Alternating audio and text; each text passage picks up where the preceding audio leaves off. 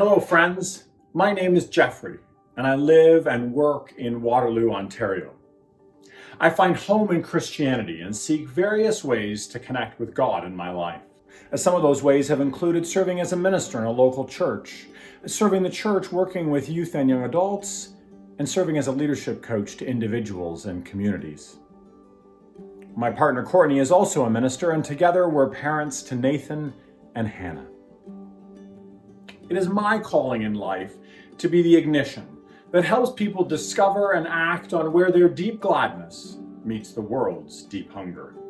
I want to welcome you back to The Weight of Waiting, a new online series. We hope that this space, will continue to be a time to have genuine conversations, to ask questions, to connect about our faith journey during what has been an incredibly unique and in so many ways inconvenient time. The young people in my life continue to tell me that they feel like they are people in darkness, so often overwhelmed, experiencing loss, the loss of opportunity, spending too much time with some people and not enough time with other people. This is a really difficult time. So much is changing. Priorities that were once important, gathering with friends, missing milestones, always feeling uncertain about what might be next. Sense of loneliness, frustration, anger, loss of privacy. How do we feel connected to faith without our people?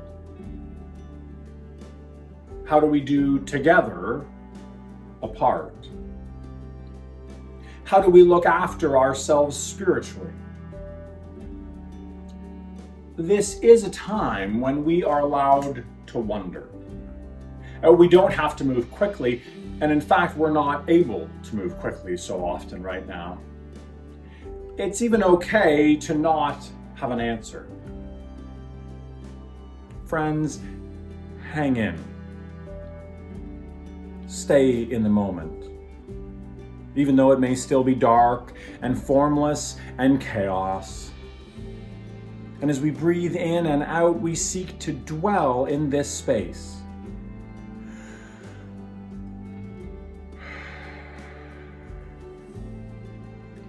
So breathe in with me. And breathe out.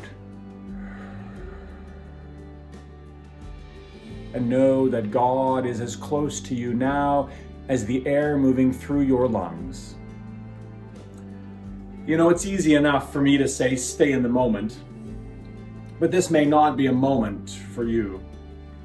It's been more than a year. Sitting in the dark is tough. We may not want to be here.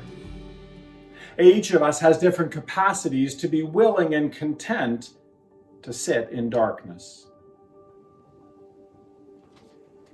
I sometimes wonder what I would say to myself if I could go back.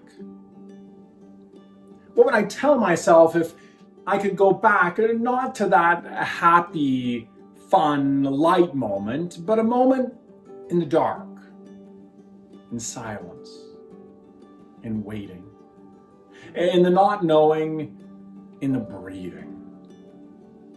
What would happen if I could stop long enough to be in that moment? To not try to make sense of it.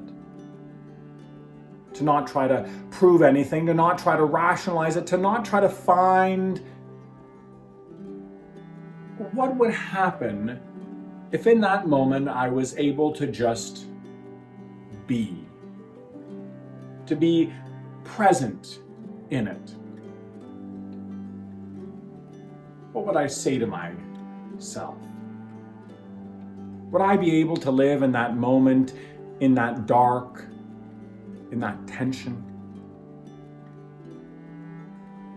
I wonder if faith does see best in the dark. You know, way back in the Christian tradition, there emerged a notion that in many ways has shaped how we see. It asks questions like, where is God? What is God doing? It reminds us that we're able to come to know in silence, in suffering, in not knowing, in stillness. It requires one to have a beginner's mind, to be teachable, not always certain, to be curious, to have wonder. What do you feel in the silence?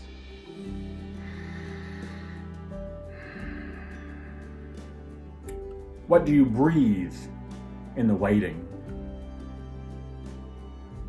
What do you see in the dark? What action may be required of you in this moment? In the beginning, when God created the heavens and the earth was a formless void, and darkness covered the face of the deep, while a wind from God swept over the face of the waters. And then God said, "Let there be light." And there was light.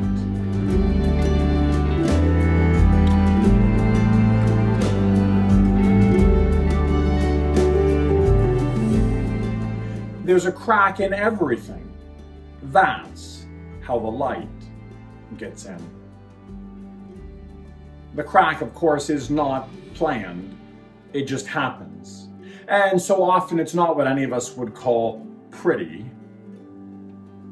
Broken things are beautiful. Being present in this space, just looking around, what do you see? What are you looking for? Who are you looking at?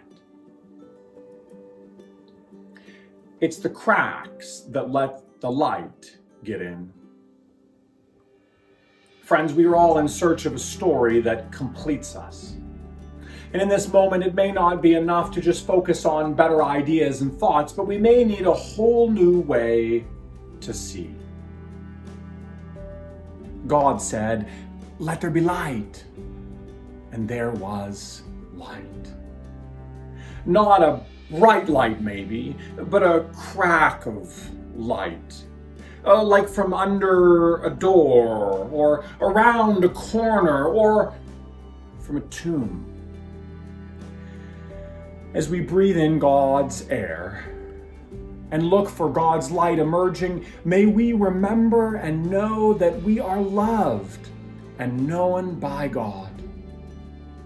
We are created in God's image as people who are beautiful, resourceful, and whole in all places, spaces, and seasons. While we may feel so broken, or fragmented, or disconnected, or in chaos, or not together, or in a void, remember, you are not alone.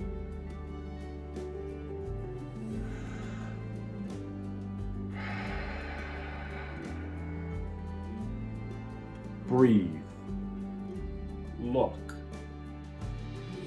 You are with God.